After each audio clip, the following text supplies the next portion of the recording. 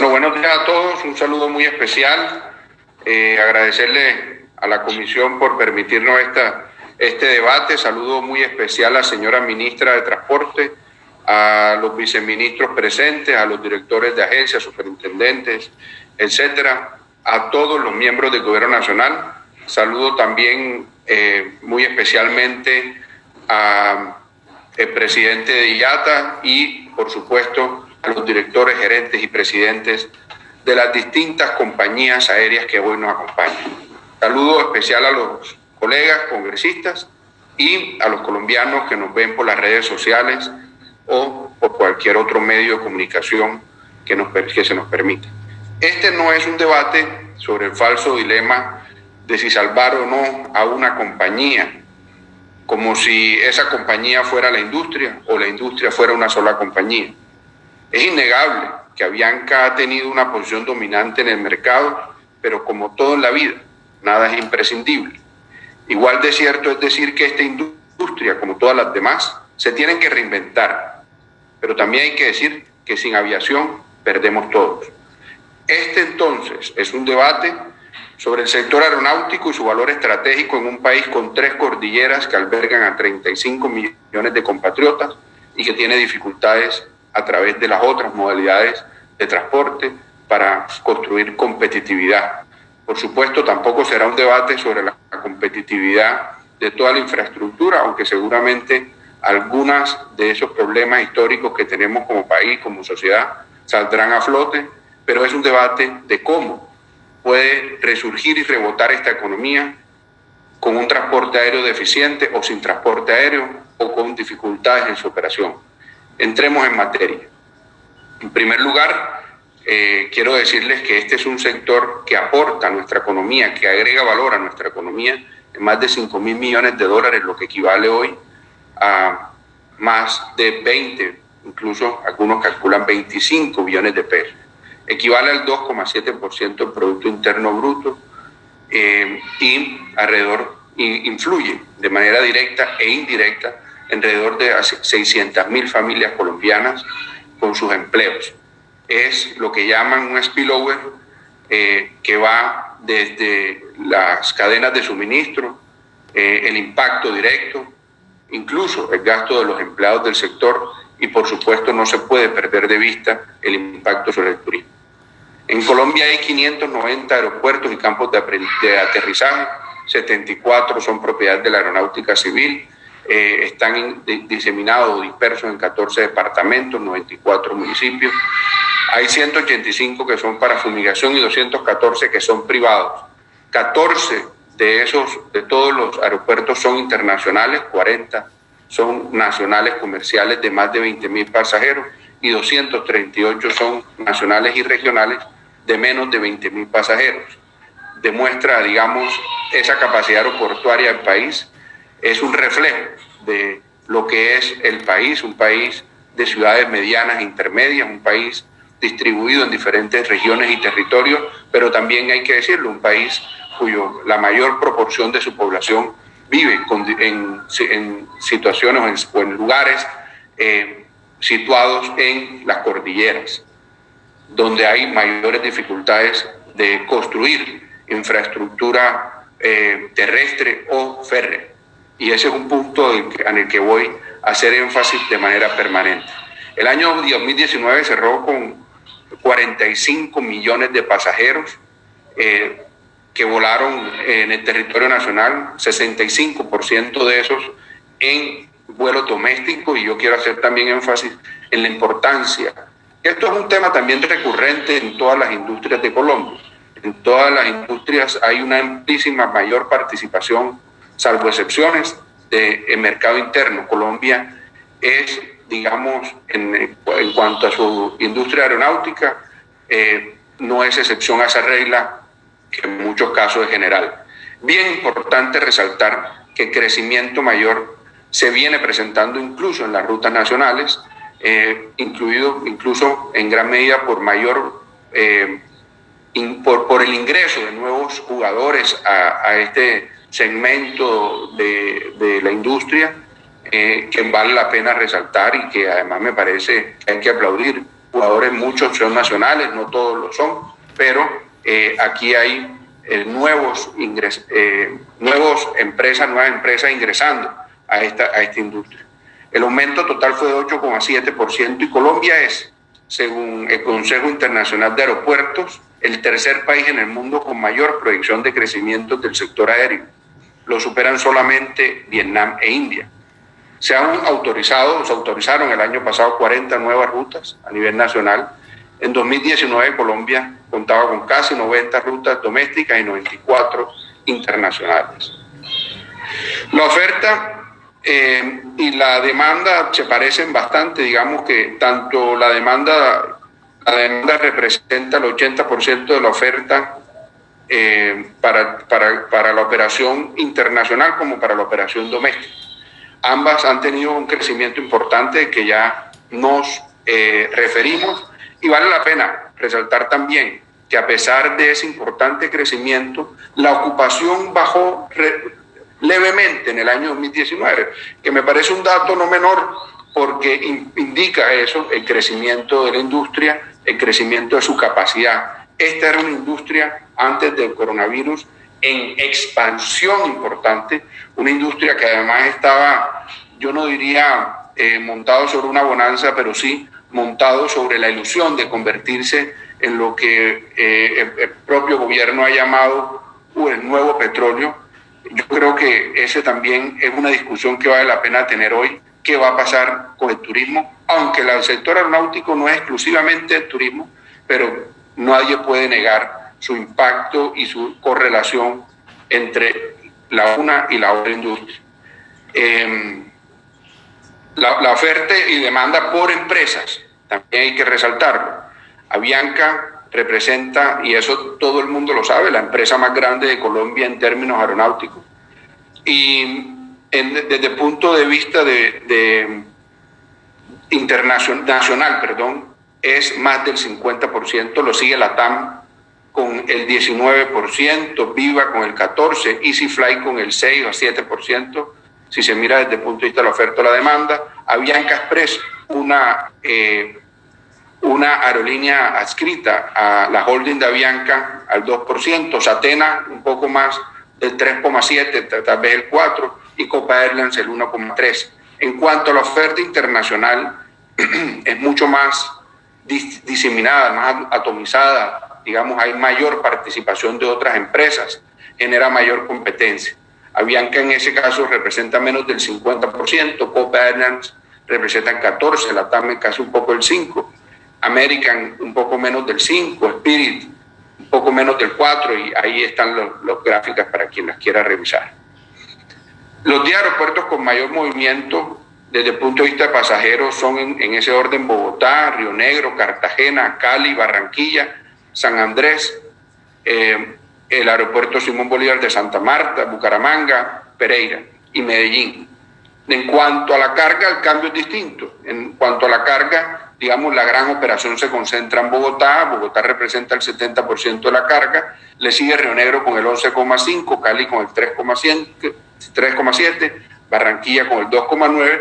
Pero yo quiero también resaltar lo siguiente. En este mundo globalizado, que yo no sé qué va a pasar con la globalización después del coronavirus, pero en un mundo totalmente digitalizado, donde las cargas se tienen que mover mucho más rápido, la conectividad aérea cobra mayor relevancia.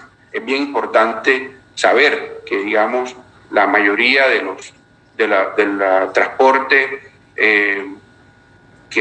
asociado al comercio electrónico es un transporte que también está asociado al transporte de valor, y el transporte de valor está asociado también al transporte aéreo. Eso yo creo que es un elemento que vale la pena resaltar. En Colombia, la gran mayoría de los viajeros que llegan vienen de este hemisferio, pero yo quiero señalar con precisión que el mercado que más venía creciendo era el mercado europeo, precisamente donde mayor impacto ha tenido el coronavirus, y le sigue el norteamericano, tal vez el segundo con mayor impacto por esta pandemia. 79% venía creciendo el mercado europeo con relación a el número de viajeros o la conectividad aérea de Colombia con relación a los demás continentes y los demás países. El mapa muestra la medida de IATA sobre qué tan bien un país está conectado a ciudades económicamente importantes. El mapa muestra también la conectividad de Colombia a nivel regional y su evolución. Creo que hay prendido un micrófono, no sé si ustedes identifican quién es. Y en esta gráfica me quiero detener. El índice de competitividad del Foro Económico Mundial comprende 141 economías en total, y en el año 2019 Colombia ocupaba el puesto 57. En los 12 pilares hay uno que se llama de infraestructura. En ese Colombia ocupa el puesto 81, es decir, Colombia, una de las cosas que lo retrasa en el avance de su competitividad, y eso lo hemos discutido muchísimo en esta comisión, es precisamente la infraestructura. Y en la infraestructura de transporte, en la infraestructura de transporte incluso estamos por debajo de esa media, es decir, estamos en el puesto 92. Y cuando uno entra a mirar ya las variables más importantes del ranking de transporte, de infraestructura de transporte, ve que la conectividad aeroportuaria en Colombia está muy bien. Solamente 2 países de América Latina superan a Colombia en conectividad aeroportuaria, son Brasil y México. Pero en eficiencia del transporte aéreo seguimos estando muy por debajo de la media en la que se sitúa Colombia. Y miremos los demás mecanismos de conectividad y de transporte. La densidad ferroviaria estamos en el puesto 89, en la conectividad vial estamos en el puesto 97, en la eficiencia de los servicios estamos en el puesto 99 y en la calidad de las carreteras estamos en el puesto 107. Yo creo que eso es un elemento bien importante porque Colombia va a necesitar recuperar su economía, recuperar su dinámica, recuperar su conectividad, y hacerlo a través de las otras modalidades va a ser mucho más difícil. Y yo quiero en eso hacer un énfasis. Yo creería que ese es un eje fundamental de esta exposición. Yo creo que en eso debe haber coincidencia, porque yo me quiero salir de ese dilema de si se salva una empresa o se salva otra. No, aquí hay que salvar un sector que es estratégico, que tiene un valor estratégico para el rebrote de la economía colombiana. Ahora bien, un llamado de atención a ese sector. Cuando uno revisa las tarifas, los tiquetes aéreos, pues Colombia tiene no solamente la percepción, sino que los indicadores nos demuestran que Colombia no está bien parado en cuanto al costo de los tiquetes aéreos. Por ejemplo, en México el costo de un tiquete aéreo para el año 2016 era de $10,7, en Cuba era de 13,8, en Perú era de 18. Chile sí está parecido a Colombia, $24, Argentina menos 21, Brasil está en $9,8. Entonces uno sí se pregunta cómo podemos ser competitivos con esas tarifas tan altas.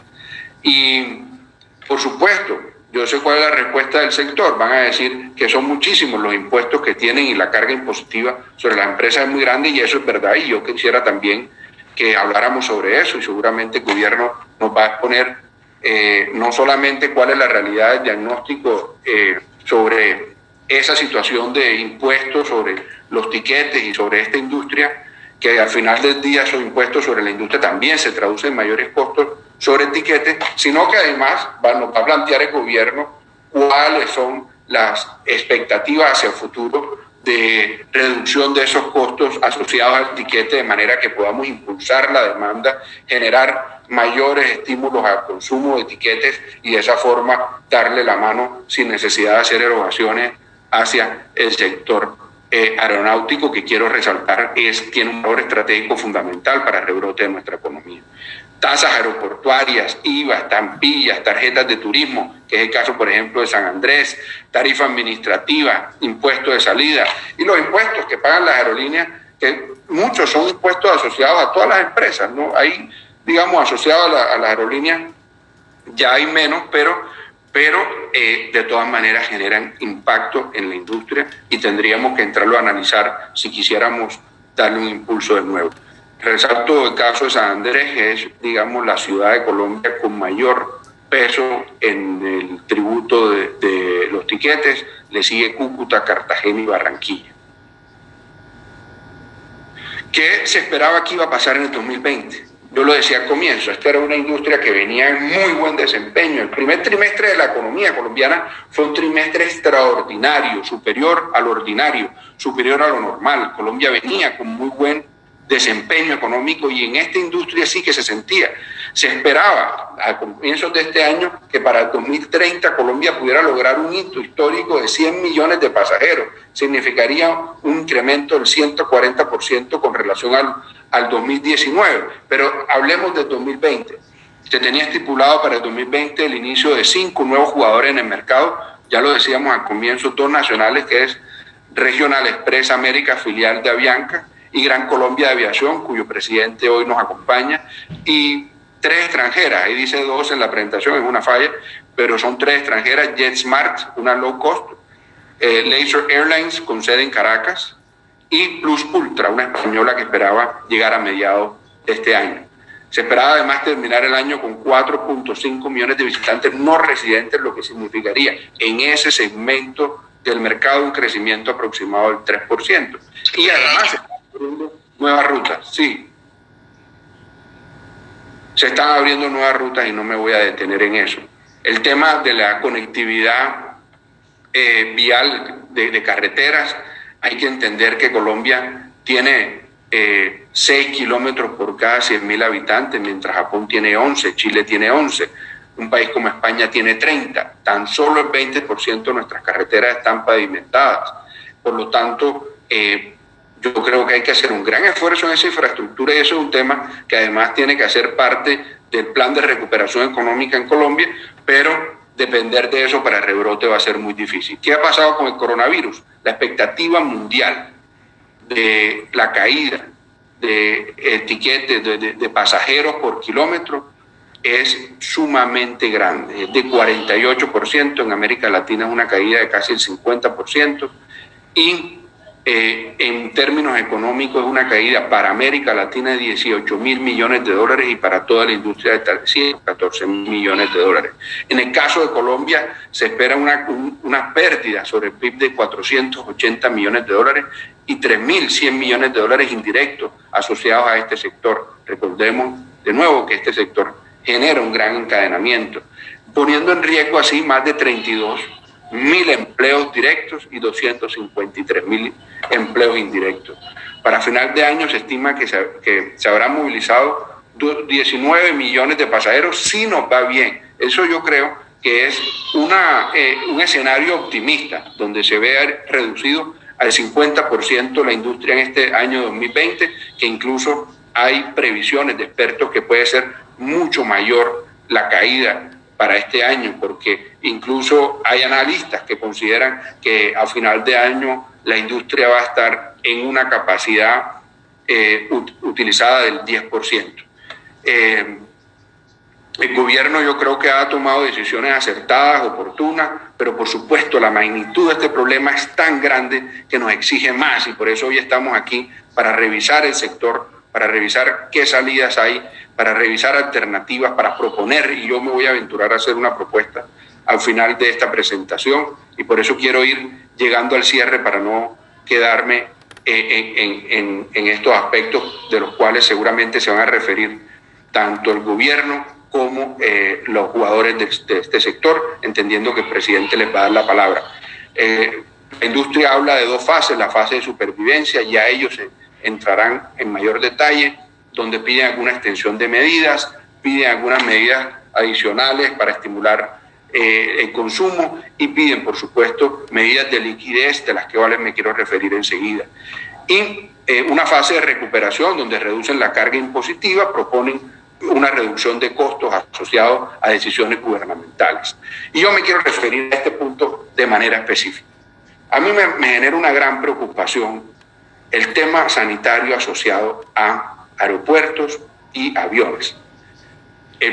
No solamente es un tema de decisiones gubernamentales, también es un tema de los nuevos hábitos de consumo. El consumidor de aerolíneas va a tener miedo, por lo menos inicialmente lo va a tener, y va a querer que se tome la medida de reducir la carga de los aviones, de dejar espacios, de mantener espacios y distancia entre un pasajero y otro, que se tomen medidas de bioseguridad bastante estrictas, y eso va a ser fundamental, por lo menos durante 18 meses, para recuperar la confianza en este servicio.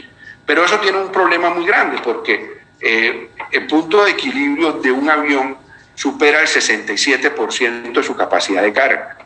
Incluso en África es del 75%, en Asia-Pacífico es del 81%. En nuestra región es casi el 80%, el 79%. Y con lo cual hay que decir, si se elimina una silla por medio de un avión, es decir, de tres sillas, es un avión que tiene 2 segmentos de sillas, cada una de 3, la capacidad del avión se reduce en 67%. O mejor dicho, se reduce hasta una capacidad máxima del 67%, con lo cual ninguno de esos aviones va a estar en punto de equilibrio. Habría que entrar a mirar en detalle cuáles son los costos asociados para reducir los costos y poder llevar el punto de equilibrio al 67%. Es decir, aquí hoy, más que salvar empresas o más que pensar en utilidades, hay que pensar en medidas que permitan la utilización de un servicio con medidas de bioseguridad. Pero cuando uno revisa otros aviones, por ejemplo, un avión que tiene lo que llaman un narrow body, en ese caso se presenta un 67% de la capacidad, pero un wide body que tiene 2 segmentos de 3 y un segmento de 4 sillas en la mitad, esos aviones mucho más grandes como los B-77 de 300 pasajeros, esa capacidad máxima en ese caso es del 60%. Pero cuando uno ve los aviones, por ejemplo, que se utilizan en vuelos regionales, como por ejemplo el E-190 o el DHC-8400, que son aviones con 2 segmentos, digamos, de 2 pasajeros en cada lado, la reducción de la capacidad, cuando tú dejas un pasajero de por medio, cuando tú tienes esas medidas de distanciamiento, es del 50%, es decir, solamente pueden utilizar hasta el 50%. Digamos, dejando el resto de los factores sin modificar, eso implica un mayor costo para el pasajero, si el pasajero lo asume. En el primer caso, en el avión A320, del 50%. En el caso del B-777, del 67%. En el caso del avión del E-190, del 100,1%. Y en el DHC-8400, de 102%. Y ese es un punto que a mí me preocupa, porque yo sí soy convencido de que, y lo vuelvo y lo repito, que el consumidor de tiquetes aéreos va a recuperar confianza en la medida que haya medidas de seguridad estrictas. Y una de las medidas estrictas que hemos escuchado en todas partes es el distanciamiento físico de las personas, de dejar 1 metro de distancia. Yo creo que incluso dejar un puesto desocupado es menos de 1 metro, pero bueno, digamos, es la realidad de la capacidad física de los aviones. Entonces, ¿quién asume ese costo? Y ahí es donde yo quiero que entremos a analizar. Ahora, ¿qué va a pasar con el costo de los tiquetes? Nadie sabe. Podemos ver qué ha pasado en el mundo entero o qué ha pasado en países que ya han padecido estos problemas previos a nosotros. Por ejemplo, a medida que se abren los mercados, las aerolíneas intentan estimular la demanda y entonces las tarifas se reducen. Fue lo que pasó en China. La reducción de la tarifa en China fue del 41%. Y eso, digamos, tiene que mirarse de todas maneras con algún nivel de detalle, porque hay factores que inciden en la reducción del costo, como la reducción de la demanda, el exceso de oferta, la reducción de algunos costos asociados, como el costo del combustible, pero también hay factores que sugieren un alto costo, como el distanciamiento social que yo acabo de mencionar, el aumento de cargos de infraestructura o de cargos de bioseguridad, por ejemplo, que le digan a las aerolíneas que entonces les corresponde adquirir a ellos las mascarillas, el alcohol y demás medidas de bioseguridad, y el incremento de los tiempos porque haya que desinfectar el avión cada vez que se ocupa, y esos son costos asociados que seguramente van también a presionar hacia un alza de tarifas. Pero lo que vemos en China es que aun cuando se presentaron esos 2 dilemas o esas 2 características, al final del día la reducción de la tarifa fue del 40%. Y yo quería como hacer esta propuesta como para darle marco a este debate. Esto sí, por supuesto, es absolutamente metodológico, conceptual, y las cifras no son las apropiadas. Seguramente habría que revisarlas. Pero yo calculo que entre los costos de bioseguridad, entre entregarle tapabocas a los pasajeros, entregarle antibacterial, desinfectar el avión, no sé si de pronto se le pueda entregar guantes. Ahí habría que calcular el costo de la desinfección, no solamente por el costo directo, sino por el costo indirecto que genera el avión en tierra realizando esa nueva labor o esa nueva operación. Y el costo asociado a dejar una silla libre de por medio, que puede ser, digamos, yo diría que es equivalente al costo de un promedio de un tiquete. Y si pensamos que un tiquete está alrededor de $24, un tiquete hacia el exterior, pues se podría pensar que a un vuelo nacional ese tiquete podría estar alrededor de los 60.000 pesos por trayecto. Eso en total nos daría un costo total de 80.000 pesos. Si pensamos que este año vamos a tener una capacidad del 10% y el próximo año logramos recuperar así una capacidad del 50%, los costos asociados a esa compensación por bioseguridad es de 360.000 millones este año y de 1.8 billones de pesos. Lo que yo quisiera sugerir aquí, y le quiero sugerir al gobierno, y si se pone en práctica en este sector, pues habrá que pensarlo también para otros sectores estratégicos que van a requerir medidas de bioseguridad exigentes y estrictas. Y es que más allá de darle un salvamento, en créditos, en avales, etcétera, a esta industria, pensar en permitir la operación hacia el futuro, que eso es lo más importante. ¿Cómo se permite la operación hacia el futuro con estas medidas de bioseguridad?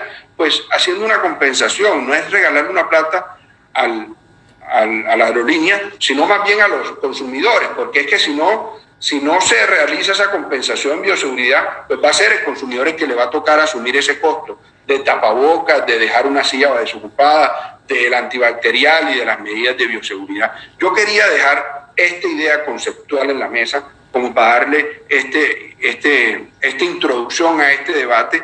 Y, señor presidente, yo creo que yo con eso terminaría mi presentación con el ánimo de darle un mensaje constructivo, de buscar alternativas, no para salvar empresas. Seguramente tendremos que dar este debate también en otros sectores de la economía que también son estratégicos, pero quiero reiterarlo. No es posible recuperar nuestra economía sin tener una industria aeronáutica que funcione y que le sirva al país para que pueda rebotar la economía. Yo creo que no me consumí los 25 minutos, pero estoy ahí y con eso, presidente, yo le daría pie a que siga el curso del debate. Muchas gracias.